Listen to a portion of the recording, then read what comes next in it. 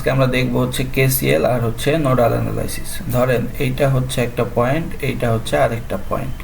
এখন এই পয়েন্টের ভোল্টেজ হচ্ছে V1, এই পয়েন্টের ভোল্টেজ হচ্ছে V2।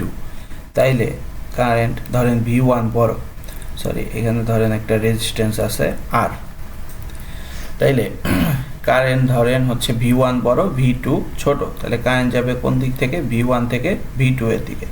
সেই কারেন্টের মান কত হবে? I equal to V1 minus হচ্ছে V2 বাই হচ্ছে R। এটা হচ্ছে ওহমস ল। এখন আমাদের কেসিএল মানে হচ্ছে কারশফস কারেন্ট ল, সেইখানে আমাদের কি আছে?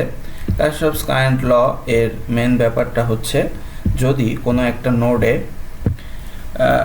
যে কোনো একটা নোডে সকল কারেন্টের সমষ্টি শূন্য বা হচ্ছে ইনকামিং কারেন্ট যতগুলা সমান হচ্ছে আউটগোয়িং কারেন্ট।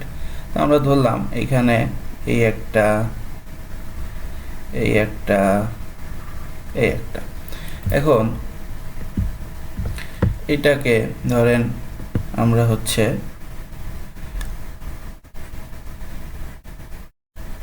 এটা ধরেন I1, এটা ধরলাম I2, এটা ধরলাম হচ্ছে I3। এখন দেখেন এই যে নোডটা আছে, এই নোডে কারেন্ট ঢুকতেছে কোনটা? এই কারেন্টটা ঢুকতেছে, এই কারেন্টটা বের হচ্ছে, এই কারেন্টটা ঢুকতেছে। তাহলে এইখানে এই নোডের ইকুয়েশনটা কীরকম হবে?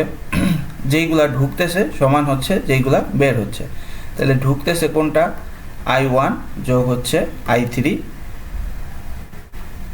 সমান হচ্ছে I2 বের হচ্ছে। অথবা এই সমীকরণটাকে এইভাবেও লেখা যায় যে এইভাবে না লিখে যে কারেন্টটা ঢুকতেছে সেটার চিহ্নগুলোকে আমরা পজিটিভ ধরলাম, আর যেটা হচ্ছে বের হচ্ছে সেটার চিহ্নটাকে আমরা নেগেটিভ ধরলাম। তাহলে একই ইকুয়েশন দাঁড়াইল। এই হচ্ছে আমাদের কেসিএল এর মেন ব্যাপার। এখন আমরা যদি হচ্ছে নোডাল অ্যানালাইসিস করতে যাই তাহলে আমাদের কি করতে হবে? আমরা যাই নোডাল অ্যানালাইসিসের ক্ষেত্রে আমরা যে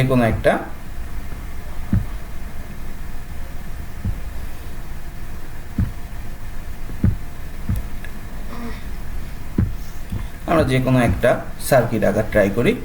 সেখানে আমরা হচ্ছে নোডাল অ্যানালাইসিসটা শেখার চেষ্টা করব। তো এইখানে দেখেন আমরা এইখানে ধরে নিলাম এইখানে হচ্ছে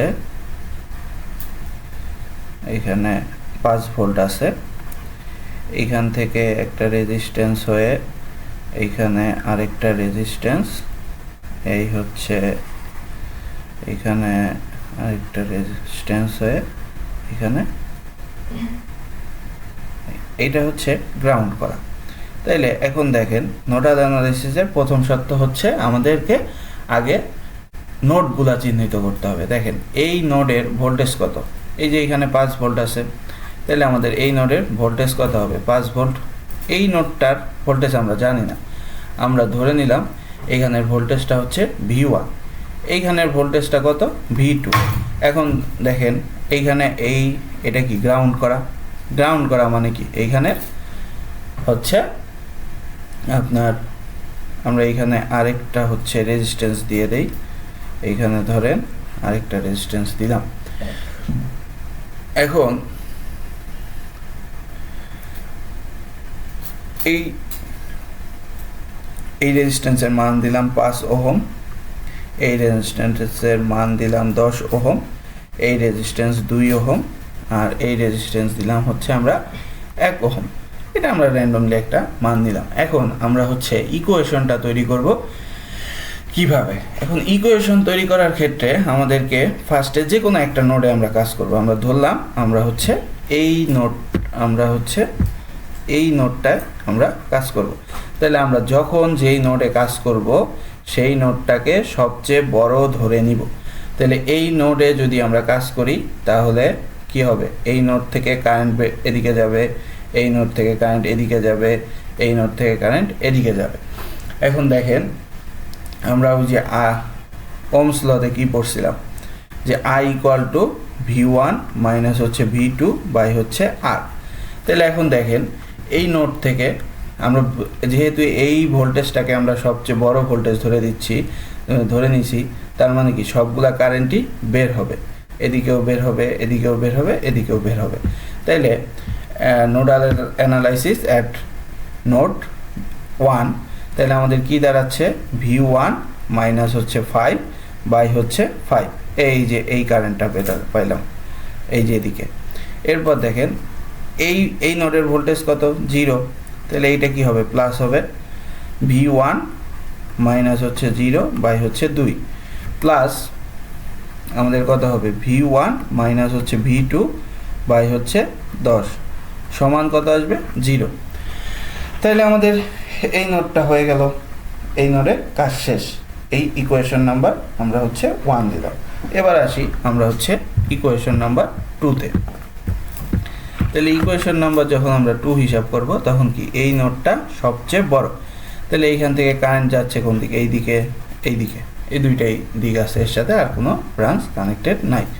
তাহলে এখন দেখেন V2 মাইনাস হচ্ছে V1 বাই হচ্ছে, আমরা আগেই বলছিলাম যখন যেই নোড নিয়ে কাজ করব সেই নোড হচ্ছে সবচেয়ে বড়, তাহলে এইখানে সবচেয়ে বড় নোড কি, V2, তাহলে এই কারেন্টটা যাবে কোন দিক থেকে, এই V2 থেকে এই V1 এর দিকে, তাহলে V2 মাইনাস V1 আর ভাগ হবে কি রেজিস্ট্যান্সের মান 10 ওহম, আর প্লাস আমাদের কি আসবে V2 মাইনাস হচ্ছে 0, এই নোডের মান কত, 0 বাই হচ্ছে 1 সমান হচ্ছে 0। এখন আমাদের 2 নাম্বার, এখন দুইটা ইকুয়েশন পেয়ে গেলাম। এখন এই দুইটা ইকুয়েশন সলভ করলে আমরা হচ্ছে কি পাবো, V1 অ্যান্ড হচ্ছে V2 এর মান পাবো।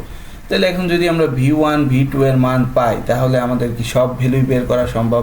V1 এর ভ্যালু যদি এইটা হয়, V2 এর ভ্যালু যদি এইটা হয়, তাহলে এই ব্রাঞ্চের কারেন্ট বের করা সম্ভব, এই ব্রাঞ্চের কারেন্ট বের করা সম্ভব, এই ব্রাঞ্চের কারেন্ট বের করা সম্ভব, এই ব্রাঞ্চের কারেন্ট বের করা সম্ভব। সব আমাদের V1 V2 এর মান বের করতে পারলেই হলো। ধরেন আমরা হচ্ছে ইকুয়েশন সলভ করব, তাহলে এই ইকুয়েশন সলভ করতে হলে এইটাকে আমরা স্ট্যান্ডার্ড ফর্মে নিব, এটাকে স্ট্যান্ডার্ড ফর্মে নিব, দেন আমরা হচ্ছে ক্যালকুলেটরের সাহায্যে V1 V2 এর মান বের করব। তখন ধরেন আমাদেরকে বলা হলো এই কারেন্টের মান বের করতে, তাহলে এই কারেন্টের মান কত হবে, এই কারেন্টের মান হবে I1 সমান হচ্ছে V1 মাইনাস 5 বাই হচ্ছে 5 হয়ে গেল।